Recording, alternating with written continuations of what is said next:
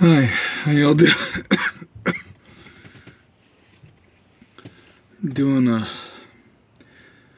video in the old truck tonight.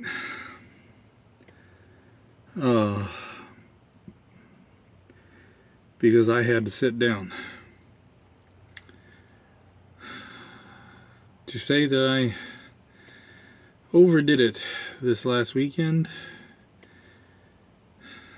is an understatement. I have been so shot to hell today that it was a struggle to walk 30 feet.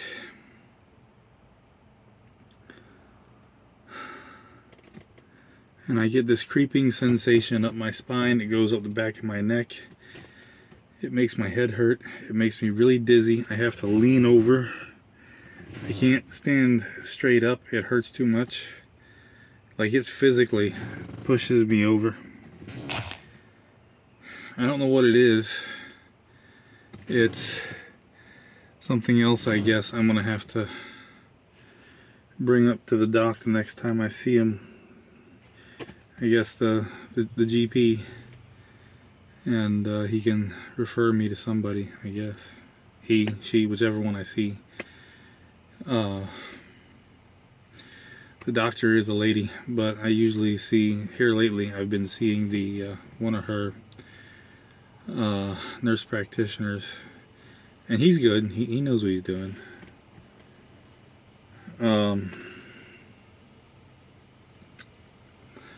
I overdid it with the truck Saturday too,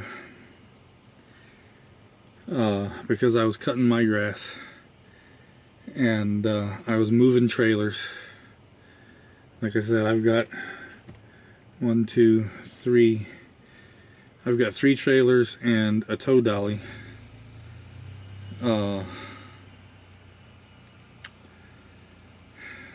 little utility trailer, the 4.5 by 7.5, is the one that I use to haul the lawnmower back and forth. It's not that heavy. It's all metal, but it's not that heavy. And I've got a 3-wheel trailer dolly that I picked up off Marketplace years ago, because back then I could use that thing. I could move, I could drag and push trailers across the yard. I could drag and push my big 6 by 10 utility trailer with that thing. And I could drag my 16-foot car trailer a little bit. But now it's a struggle for me to move the little trailer 5 or 6 feet. I can't do it. So I use the truck to move trailers.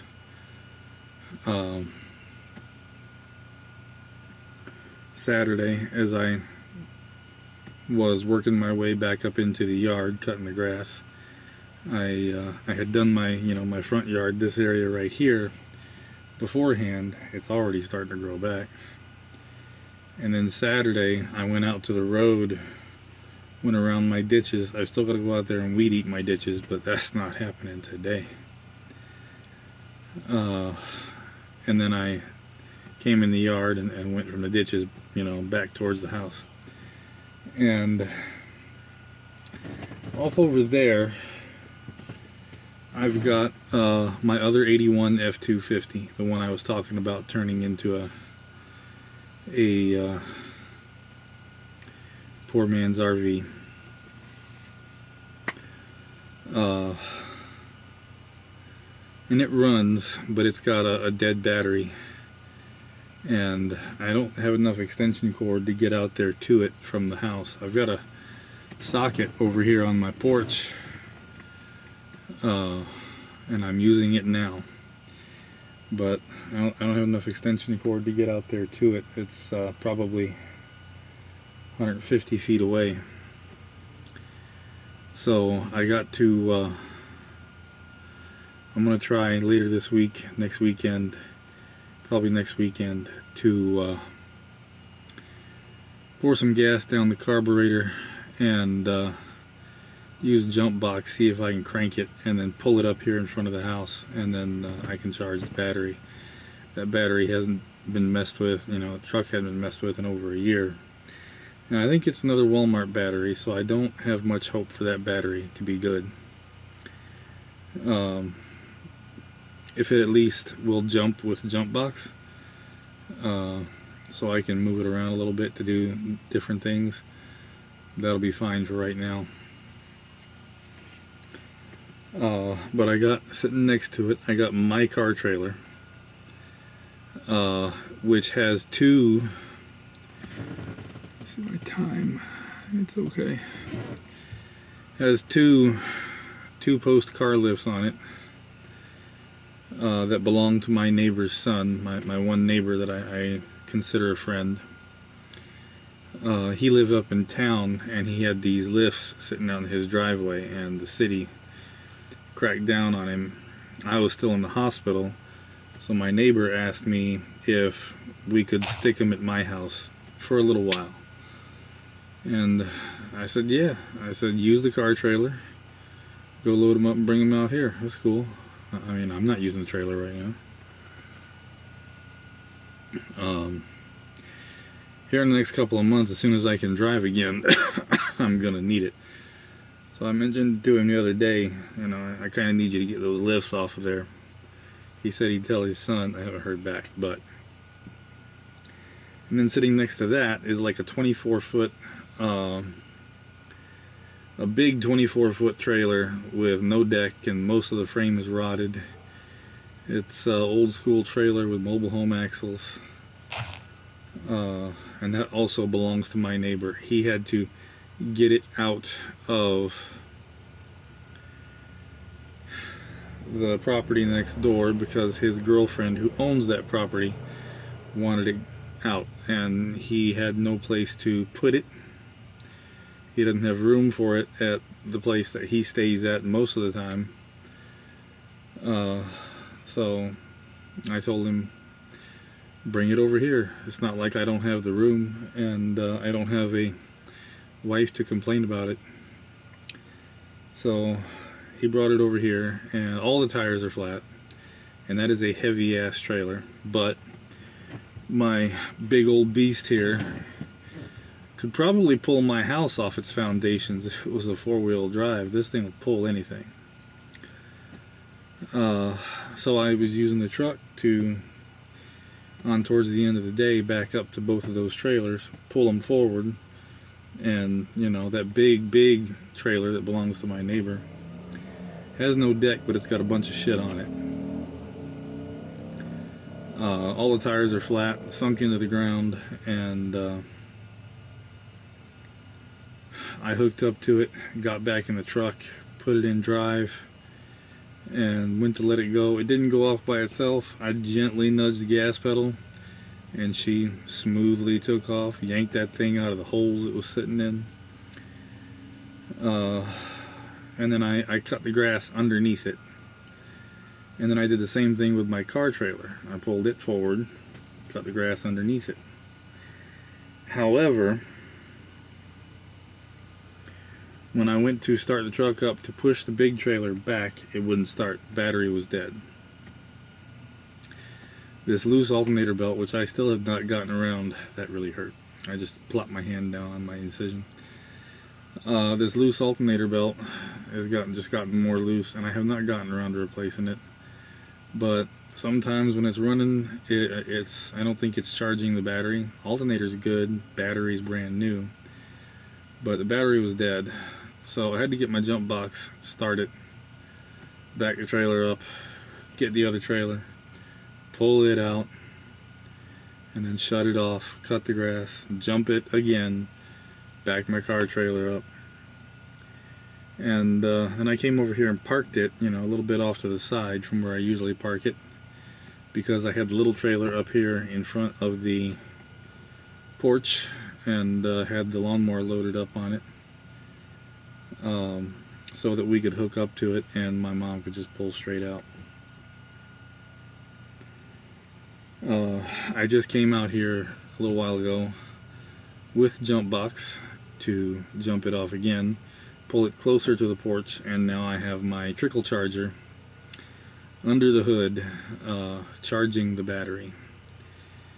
And it's probably not going to happen this week because of what I've got going on, but maybe next week I'm just going to go to AutoZone and buy all 3 belts, because they said there's 3 options.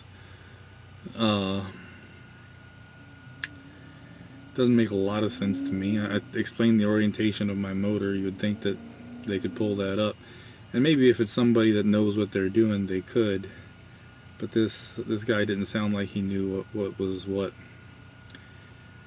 So I could take this belt off and take it in, but it's so stretched that depending on the closeness of the other belts, it may not be right.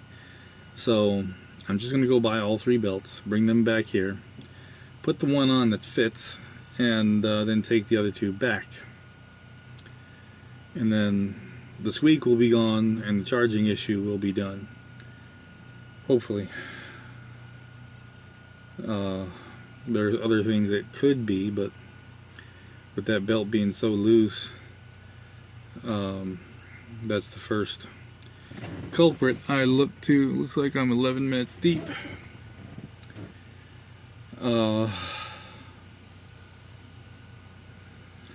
I was so played out. It was so hard to get from the Jeep into the eye doctor, into the oncologist, and then we had to go to Walmart and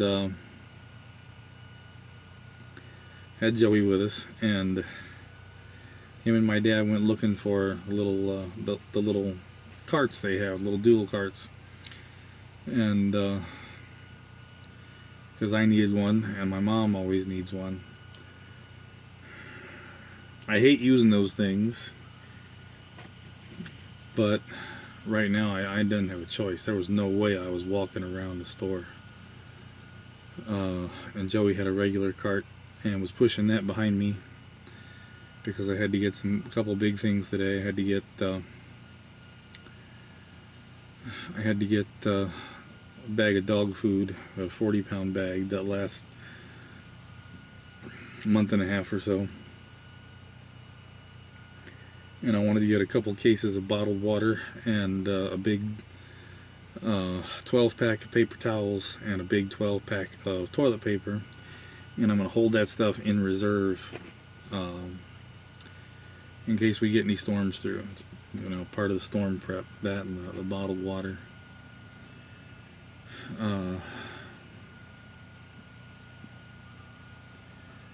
But I've been so shot today. I'm death-defyingly not falling down, and I try to fall down so much today. I can't walk in a straight line. I weeble wobble. I'm walking like I'm either really drunk or I'm like a zombie. And I'm really pissed off about it. I am 10 months 11 months out from coming home. 10 months. 8 months. 8 months, I think. 8 or 9 months out from coming home. And my recovery has been so minimal.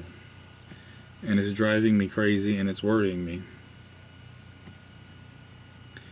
I'm so damned weak. Especially after, taking care of my yard Saturday and then doing my folks' yard Sunday. Like I said, I showed my dad how to run the mower. He ran it a little bit, but he wasn't too comfortable with it. He was kind of afraid he was gonna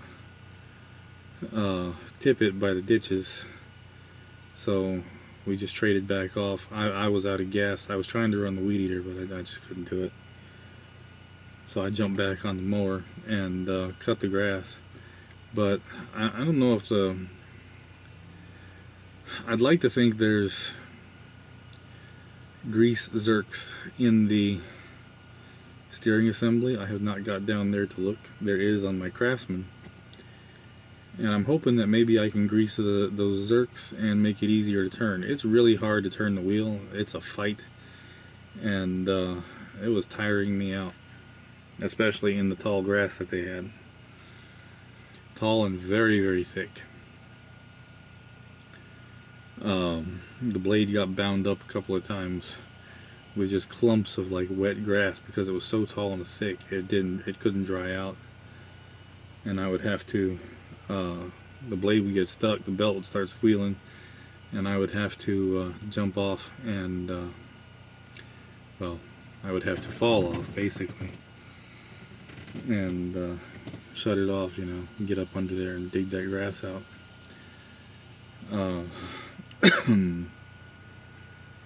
Regarding my doctor's appointments, laser went well, and my doctor says he's seeing some real improvement in my eyes. I'm seeing that too. And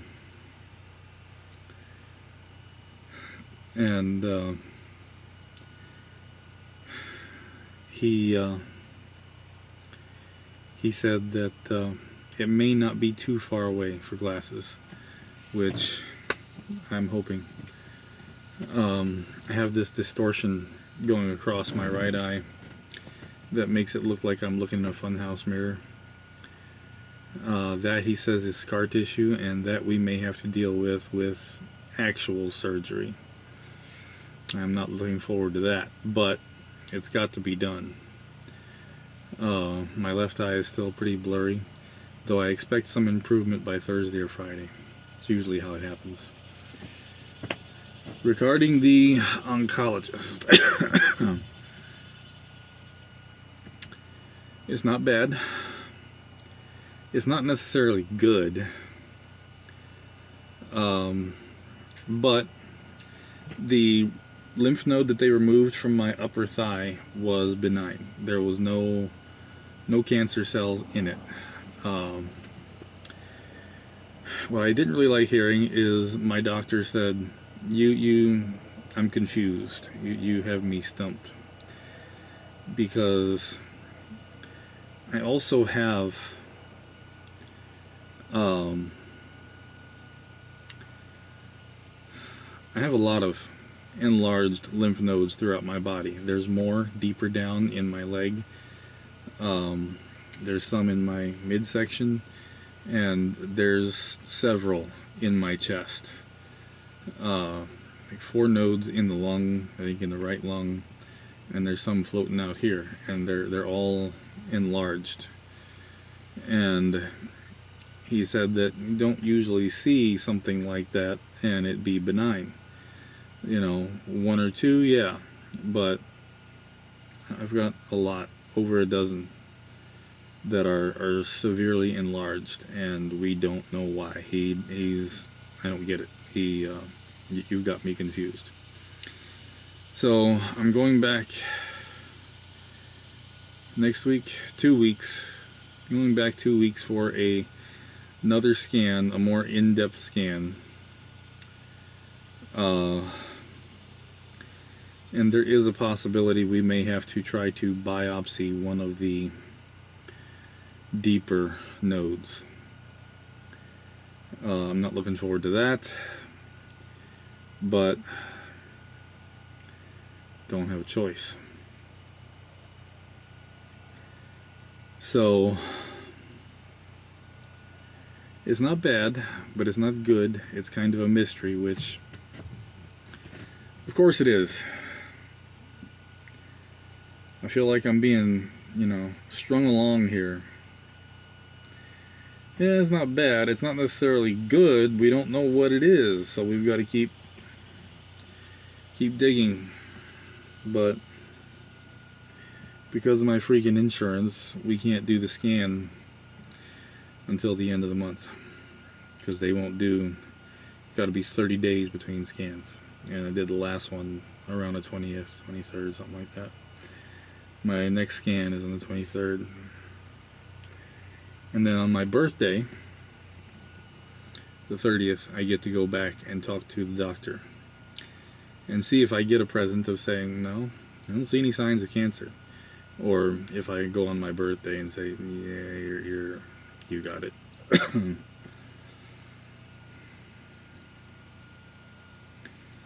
And that's the kind of situation that I am used to. And I have learned long since to hope for the best, but prepare for the worst. Because more often than not, especially in the last 10, 12 years, the worst is what I get. So we'll see what's happening. No signs of cancer yet, but there are a lot of concerns because I have all these other lymph nodes that are enlarged. It very likely doesn't have anything to do with my leg, my foot, my stump, but it could have something to do with the sepsis, and I don't know. So we'll do this more in-depth scan, and then we'll see what we see, and then we might have to dig deeper to biopsy a different one. The very first time I had been checked, did a biopsy when we found it back in 14. The lymph nodes were center mass in my chest, kind of close to my heart, and went to the hospital, and the surgeon made a cut up here. That scar has almost completely faded. You can kind of see it if you look really close.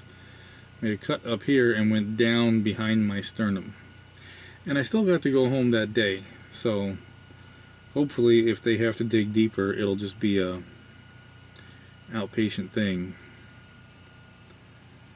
I'll never forget that doctor back in 14.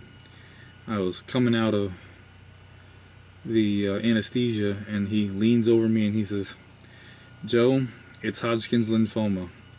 Sorry about that, bud." And then he turns and walks off. And I was just like, well, damn. But right now we don't know anything. Melissa came and picked Joey up about 6:30. She was working in Jacksonville. Her new job, she got back and picked Joey up because he has a 8 o'clock pre-op appointment with the doctor's office where I go.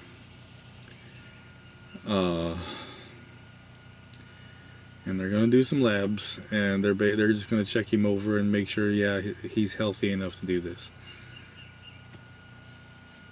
He is kind of freaking out. He is terrified. He does not like to get stuck with needles whatsoever. He's terrified of the prospect of surgery. You know, and I try my best to calm him and reassure him, but he is terrified, and it breaks my heart. I wish that I could, you know, I wish we could trade bodies so I could go do this surgery for him and, you know, deal with the aftermath and then let him jump back in his. But it's also a learning experience. Unfortunately, it's something that has to happen now and again. And I also teach him, you know, you can't live your life in fear. It's okay to be afraid, but you have to stand up and face it, because if you don't face it, it will master you and control you.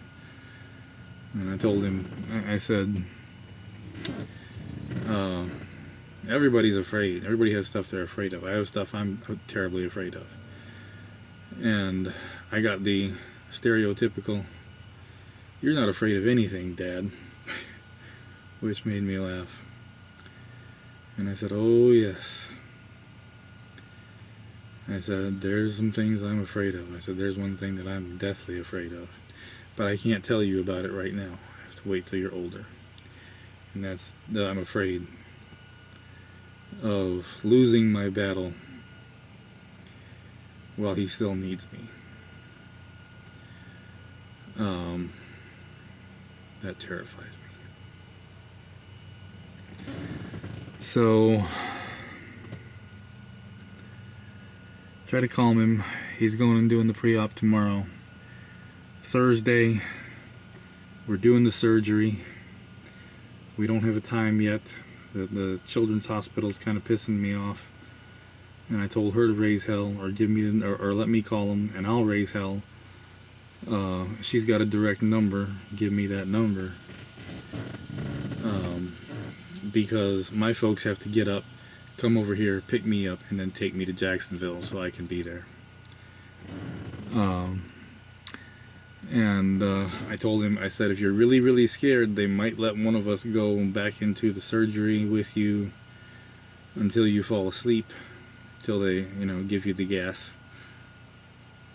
And I asked him which one of us he would want to go back with him.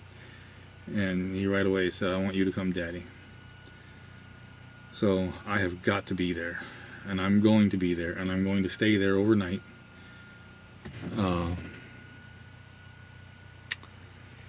If I have to sleep on the floor. So that's the update. Eyes went well. Eyes are doing good. No cancer found yet, but no guarantee that it's not there. We just have to keep looking. Going to the foot doctor tomorrow. We'll check out what's going on with my foot. I'll jump on here and let y'all know about that. And maybe me and Joey Wednesday will make, a video working out here in the yard on something. Hope you all have a good evening. My GoFundMe is in the description. Thank you all so much. Talk to you tomorrow.